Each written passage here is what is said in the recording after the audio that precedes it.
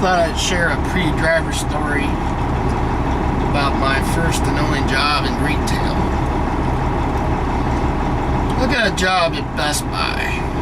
It was 2004, 2005-ish, around there. I don't remember the exact time or when. But the GM interviewed me, and he said it was non-pressured sales, so that there was no quotas or anything like that. So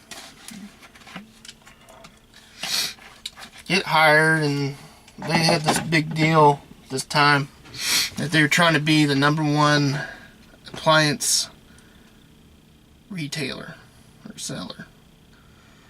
So basically, we were pretty much selling everything almost at cost, pretty much. I think we added like maybe $100 to whatever it was we were selling with the markup price to pad their sales. Basically, breaking even with the appliances. So they sent a couple people down, I forget, down south somewheres, to be trained for like a week or something. I don't know. So I didn't go. I was not employed at that time. So there was 3 people, I think, went down there. So I come in there, and I've never done sales, and trying to remember. I think every morning there was a meeting. I think. I'm trying to remember. It's been so long, but like if you came in and opened, there was a meeting or something.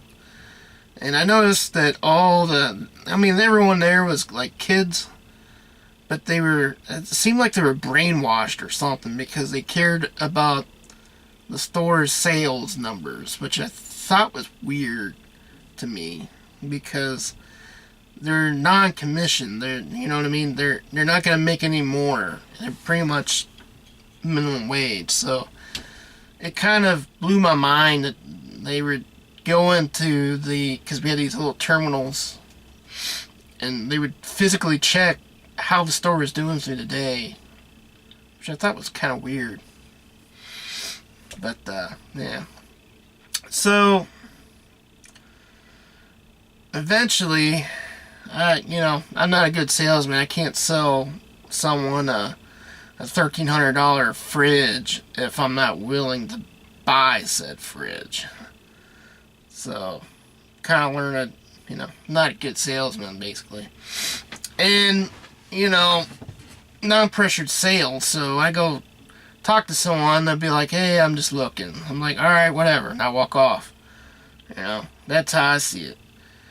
Well, the boss, when he was working, he'd be like, go talk to him again. Basically being aggressive. And then we had to start keeping a log of what we did through the week. So I thought that was interesting. I don't know if other departments did that, but my appliance department did. So we sell a sweeper, write it up in this log. So they were definitely keeping track of our sales. Totally not what I was told. So, long story short, my job considered on what I sold. So, I remember these write-ups. They write you up for anything. I want to say I must have had 5 write-ups, maybe. Well, my first one, keep in mind I was new. I worked at a computer cash register company, so I felt confident when I couldn't get anyone on the horn to come help me do the sale. She had 2 credit cards she was buying this fridge on. Somehow, I even swiped the card, but somehow only one card was charged and the other one became cash. So I almost got fired for that, but luckily I was able to resolve it with the customer, because technically she had a legal document of sale, so she could have said, no, I pay cash. So that would have been really bad for me. So anyways, I sorted it out. Got rolled up for it. Okay, I messed up. I don't know, I was only there three months maybe.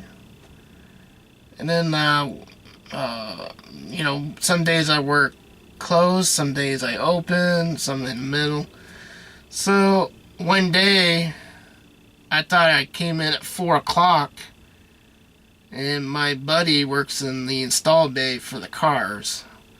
So I was there at 2, just a BS.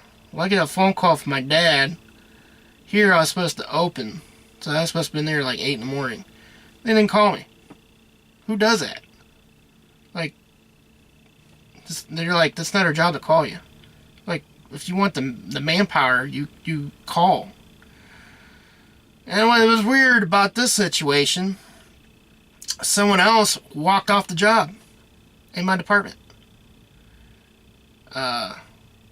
She was supposed to close or something like that. I'm trying to remember. Well, I worked her shift. And then I got rolled up for a no-show. Does that make a bit of sense to you? That doesn't make a bit of sense to me. I wrote for a no-show even though I covered her shift. Whatever. So that was 2 write-ups. Well, eventually the sales became important and they cut my hours. So I was getting almost 40 hours. I'm getting 15. Yeah, non-pressured sales. So I was a little salty about that. So then I was told I could work in the back and stock. I get more hours that way. That was total BS. So I make the change. Apparently the GM forced the change. There was no room in the stocks for me. So what ends up happening the last month, basically the shelves was a Tuesday and a Thursday, I think. 2 days a week. That's what I worked for the next month. So I'm being trained 2 days a week.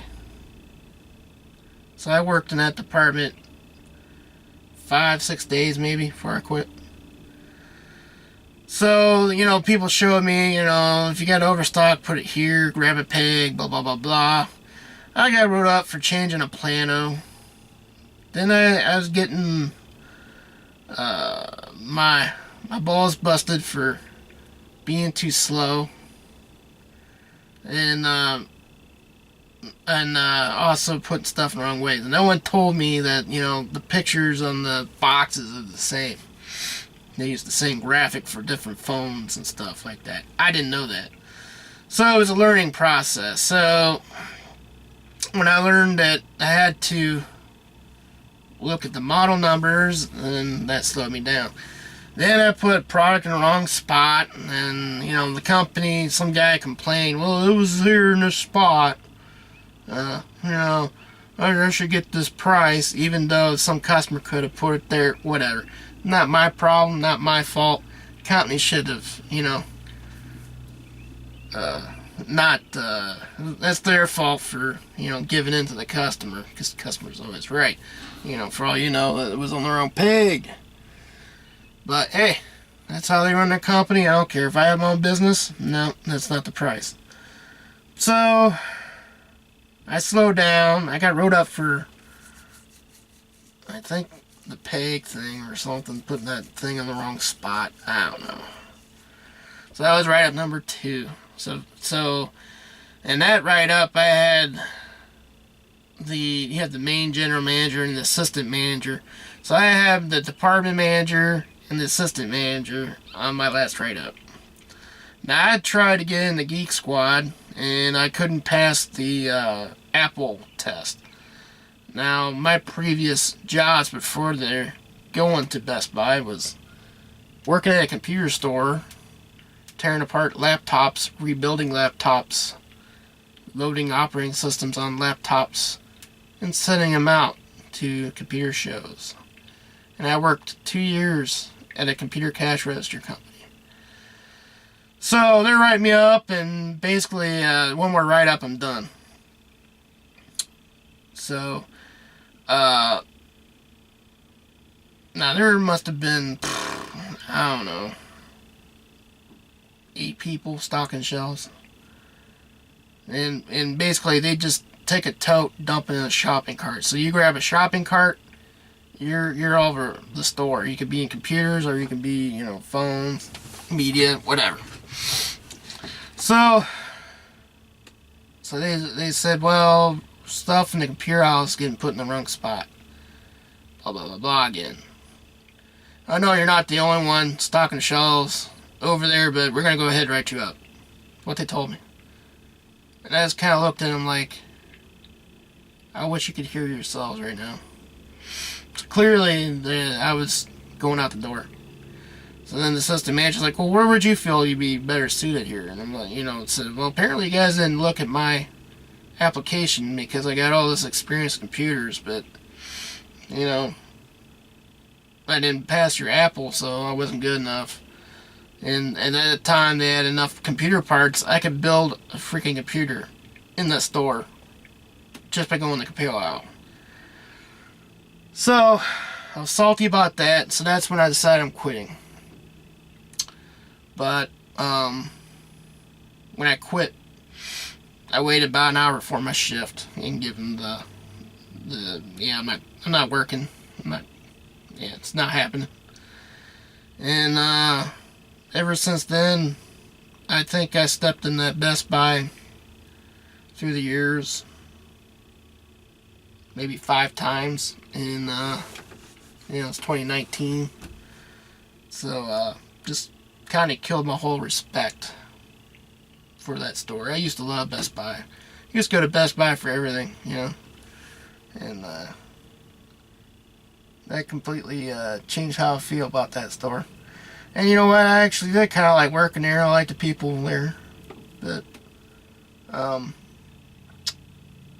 people in charge.